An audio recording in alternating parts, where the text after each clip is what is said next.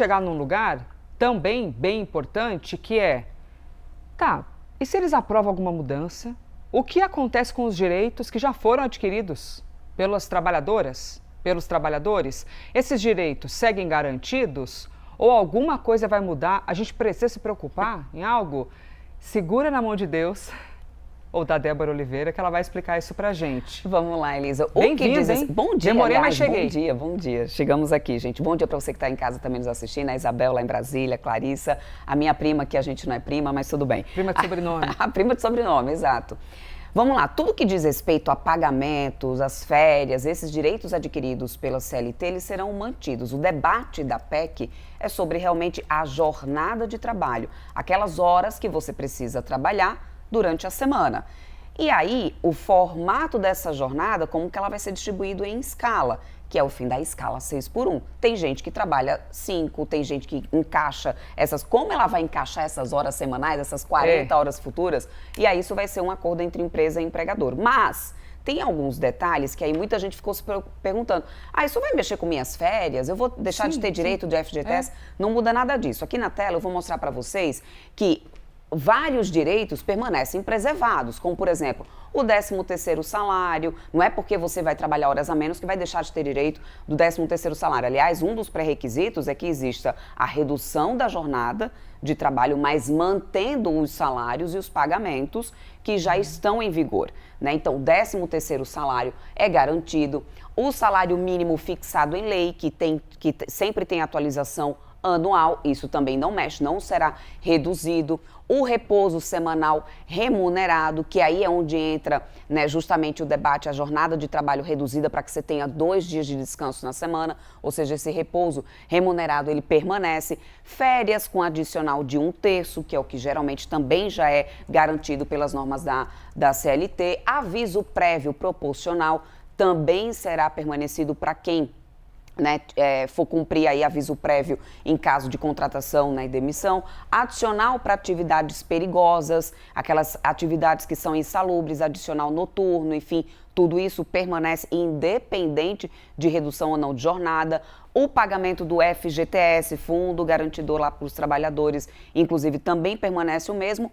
Adicional de horas extras, e aqui é onde mora uma grande preocupação, né? Porque se vai ter uma redução de jornada de trabalho, muito tem sido debatido que alguns setores vai precisar realmente pagar horas extras para poder manter o seu funcionamento. Então, esse adicional de horas extras também fica garantido e seguro para acidentes trabalhistas. Gente, nada disso daqui, que são direitos já adquiridos ao longo dos anos, com reformas trabalhistas, enfim, no regime CLT, tudo isso aqui permanece preservado. O grande debate que fica realmente é sobre o impacto final da redução da jornada de trabalho para a manutenção de serviços em determinados setores, porque a gente tem uma economia que é muito heterogênea.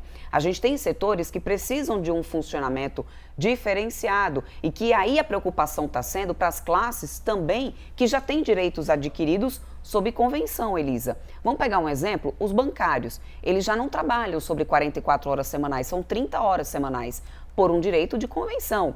E aí, no final, a gente vai ter que precisar também contar com a agilidade dos setores, sindicatos dos setores, para poder garantir essas convenções. Porque se elas não forem garantidas em 2 meses, depois da aprovação da PEC, a convenção pode perder validade. Entra mais um viés político, tá? Que eu estava aqui tricotando com a Clarissa, porque pode ser um ponto positivo para um aceno do Lula também com os sindicatos para essa hora, esse ano eleitoral. Então, assim, é uma preocupação mais dos setores que já têm direitos garantidos, que vai ter que ter uma correria aí para poder manter essas convenções que já foram adquiridas e, obviamente, que de uma forma ou outra, com uma transição, que aí é onde mora o debate, né? O tempo de transição, de adaptação. E o tempo de adaptação, reduzir isso, vai ter um impacto inevitavelmente nos preços. Alguns setores mais, outros menos. A gente fala muito sobre o setor privado, mas o setor público também tem impacto, Elisa. É preciso, por exemplo, o setor de saúde, que já funciona sob escala também diferente por causa de convenção. Escala que funciona para setor privado e setor público. O hospital daquela prefeitura, como é que vai funcionar? O custo vai aumentar para a prefeitura. A convenção vai valer aquela que já estava valendo antes. E aí, como é que fica a situação? Ou seja, também existe impacto no setor público com a mudança da jornada de trabalho. O presidente da CNI, o Ricardo Albam, Ele falou com a CNN sobre isso, sobre essa preocupação, porque inevitavelmente o que a CNN defende é que o impacto vai vir principalmente nos preços. Eu acho que existem uns equívocos. Da forma que está sendo feita, o primeiro impacto que nós vamos ter é aumento de preço. No momento em que nós estamos tendo pressão inflacionária por conta da própria guerra do Irã, com os preços de combustíveis e toda a cadeia que daí vem com a relação de logísticas e os próprios combustíveis impactando os termoplásticos e outras cadeias produtivas maiores. Então, esse é o primeiro impacto. Então, esse ganho, ele vai ser obscurecido pela realidade dos preços. Isso não tem para onde correr. Eita lasqueira, porque aí sim tem impacto no preço, tem impacto em mais dinheiro circulando na praça para dar conta desses produtos, aí isso pode chegar na inflação, aí fica, né, Isabel Mega, grande reação em cadeia. Elisa, eu pedi aqui para o Dani Pereira me dar um dedinho de prosa, porque eu falei que ia falar da oposição, mas cabeça de vento que tem, esqueci. Maravilhoso. Só para frisar aqui que a oposição ontem estava meio bagunçada na articulação. Ficou um vai ter ou não vai ter pedido de vista na comissão especial e ali ficou claro uma desorientação sobre o que eles fariam em relação a isso. No final das contas, um deputado do PL pediu vista, então é mais tempo para que os parlamentares pudessem analisar e votar esse texto na comissão especial, e isso, na visão dos governistas, foi ótimo para eles, porque mostra aquilo que a oposição tem muita dificuldade, que é um posicionamento que seja contrário a essa proposta. Cria uma barreira, isso é bom para o discurso dos governistas de dizer, olha aí a oposição causando. E a oposição tem dificuldade de falar sobre essa pauta.